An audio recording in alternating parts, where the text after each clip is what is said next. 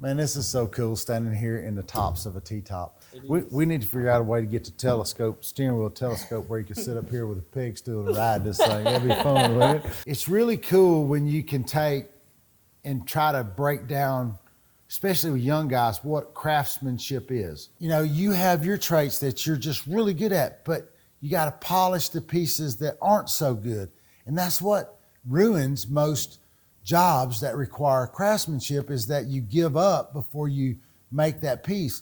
When you're cutting out like on Samson, we cut out that whole top of the roof skin where it comes over in between the doors. Oh yeah. Okay, at the top on the roof skin, because you can't buy that roof skin. So we gotta make that piece, right? That's right. It's gotta have the right curve in it. It's gotta go through the roller just the right number of times. It's gotta lay there perfectly. You cut that rust out and you gotta make it fit that hole. And we could lay it over the top, and that's the way it could be done.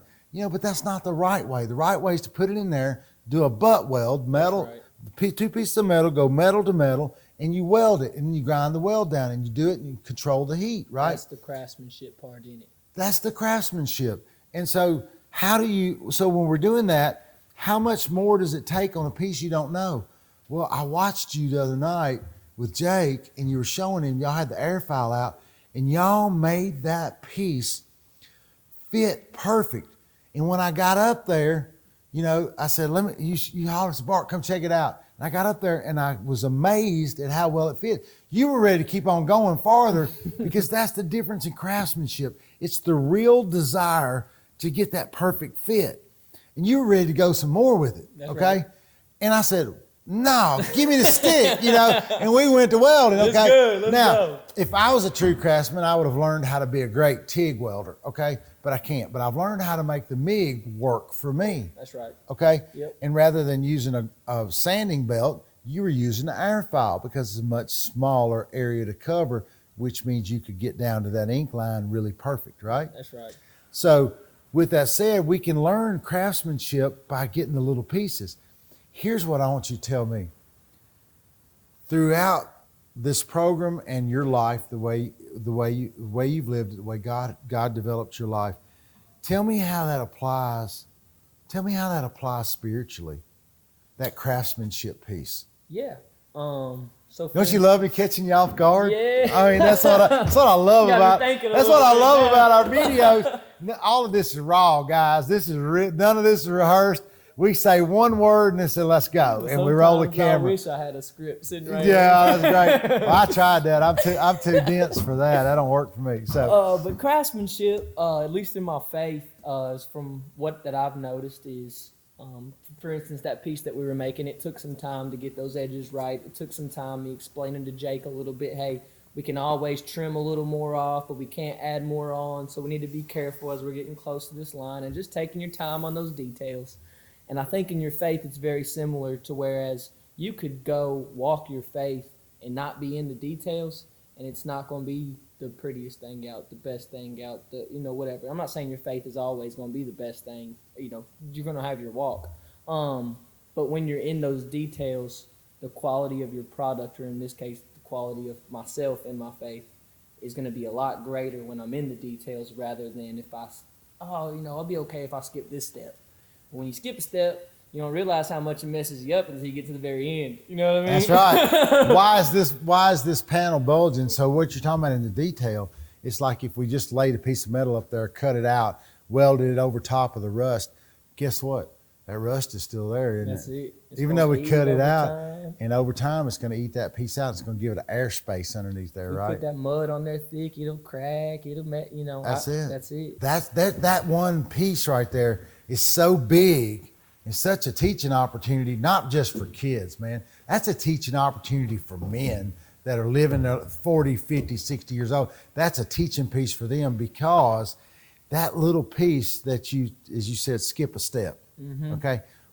They know that it applies, but they don't understand sometimes the value. We tend to Monday through Friday forget the value of taking that extra 2 minutes. Once you've crafted this piece and you made that one mistake, you took too much metal off. You trashed it. Yeah. But here's the deal.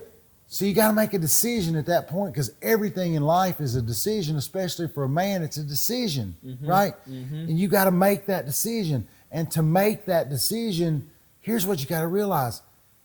I can go make that piece where I've spent 2 hours making it. I can go make it again in 15 minutes because I know all the mistakes I already made. That's right. I already know what I did wrong, so I can do it all right.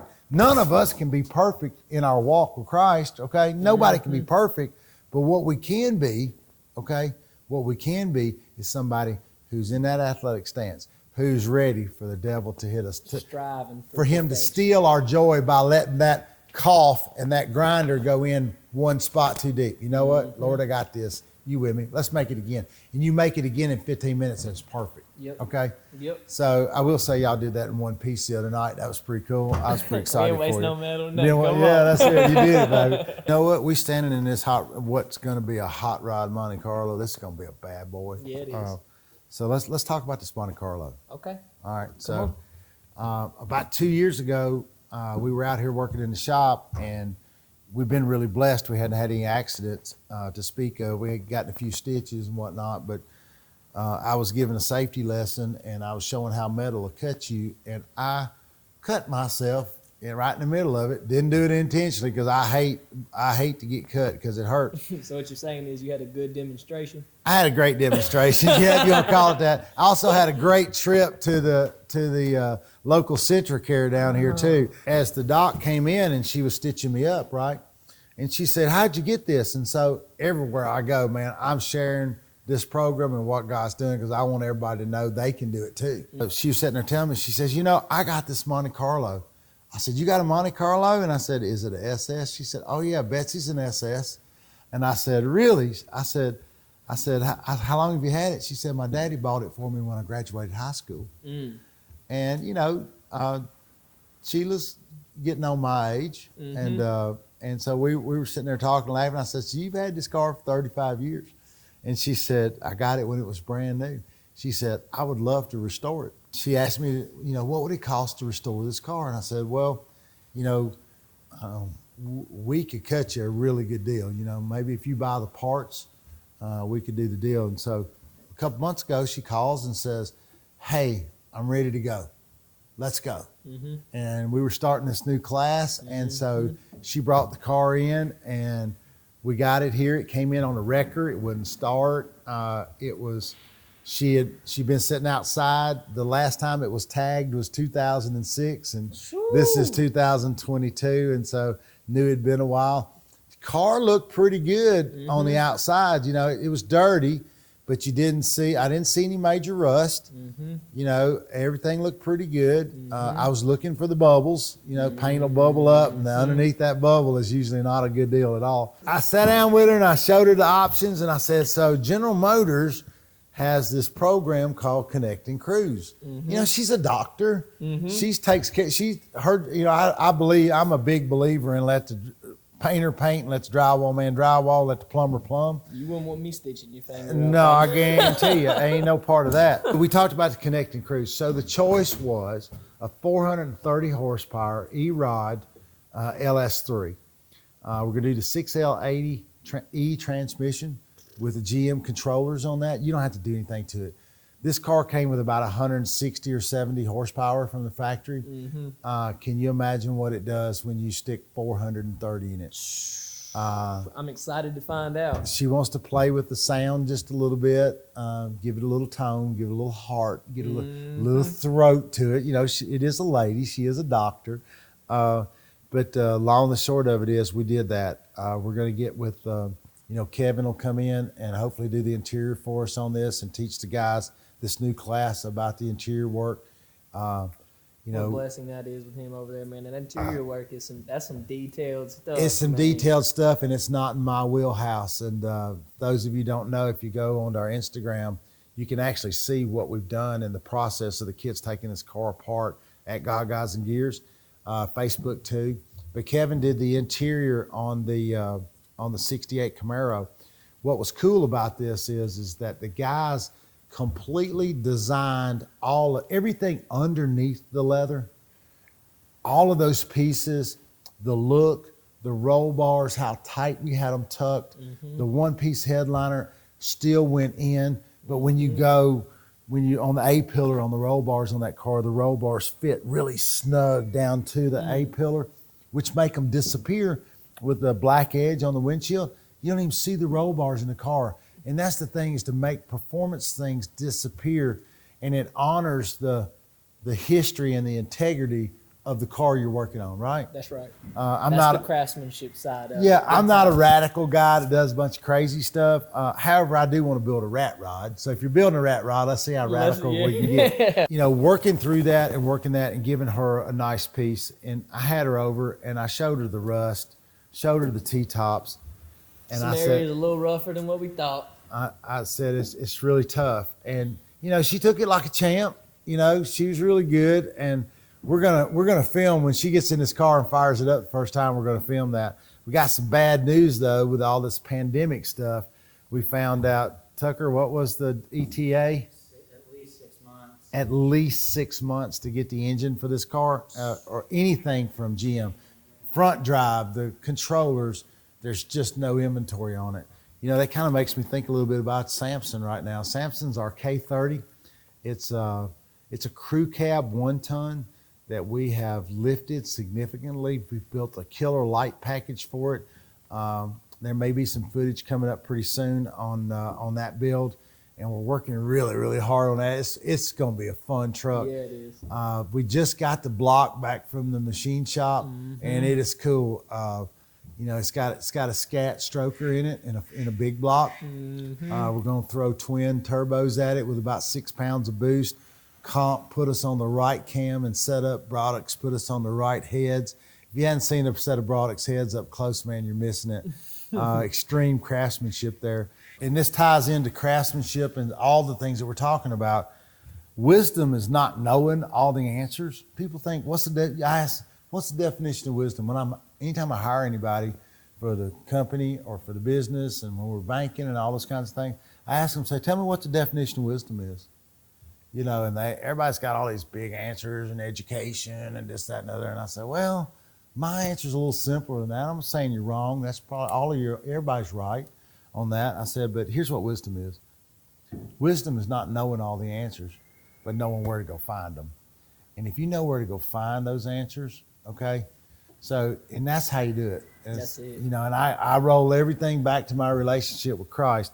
There's not one thing that's already happened in my life, nor is there one thing that's going to happen that's not written right there in the Word of God. I want to give a big shout out to John at BASF. Man, oh man, oh man.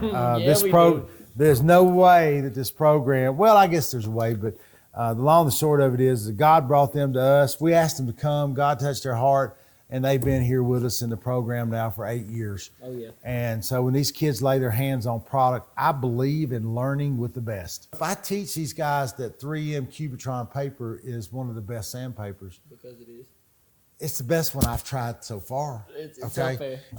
If you got one that you think is better than that, we want to try Leave it. a comment. Yeah, We leave need a to comment. know. We will contact you. But right now, it's the best. The buffing system with Trizact, you know. And so I'm standing there, the wonderful couple that won the BASF paint competition in the 2021 SEMA show. They are amazing folks. They came over and spent several hours with us and really help the God, Guys, and Gears program get connected with some other vendors there in the program that have all rallied around us. I want to give a special shout out to the Collision Education Foundation, an amazing group of people. We're in the process right now putting the advisory committee together, and some of those people have offered to serve on that. And we're so thankful for their time and consideration for us, because, like I said, we got a nice facility, we got nice tools, we're well equipped, but we still need that help. That's it. The teaching part's the hard part. Yep. We can build great stuff, and the parts that goes in the cars takes care of itself. That's right. But when you got to make every piece 8 times because you got to teach everybody, materials get a little steep. And the material costs get a little out of You end control. up throwing away half of it. Yeah, you know, and so with that But said, they're learning. but they're learning, Yeah. and they're learning with that product. That's right. And if they're learning with 3M, they're going to use 3M when they start their home project, or when they go to work. They walk into the body shop and they got this off-brand junk, They said, man, why aren't we using What is Cubiton? this? Yeah, Look, hey, let me show you what to do. I'll buy my own sandpaper. You just give me credit for what you got. that's right. You know, and BASF with the paint. I mean, I'm telling you, if I can lay BASF down, I ain't nobody special. But let me it'd been 20 years since I painted anything.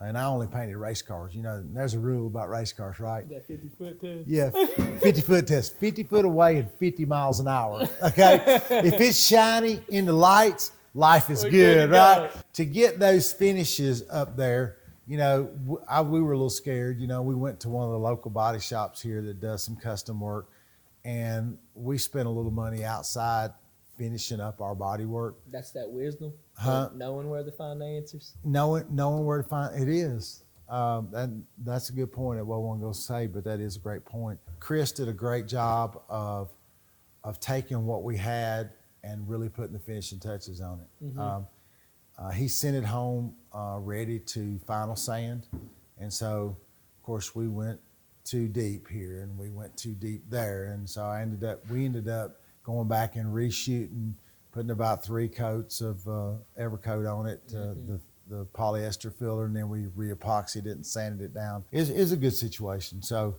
a lot of people have been there and been instrumental in building the program. So we're kind of getting into this G-body deal. Oh, yeah. These are great platform cars too. What makes this car so good is it's full frame. Mm-hmm. You box the frame, you can put some horsepower to it. That's right. Put a couple bars underneath it and 4-link them, you can put some real horsepower to them. We'd like to set them back a little further, but you know, we're not GM. GM does a great job of balancing these cars. So if we need to put a little lead in somewhere, we can to get it really balanced up. But we love the Pro Touring cars here, so it's a lot of fun because they're usable cars. It's not just, we don't build trailer queens. I can't wait to go to Bowling Green. Yeah, we got to spin some rubber out there. All right, cool. Tucker's getting over, her hands getting tired. The camera's getting hot. Thanks, guys. Thank y'all. We really appreciate your time.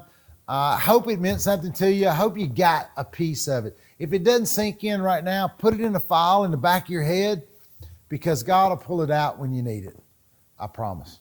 Good night. Thank you.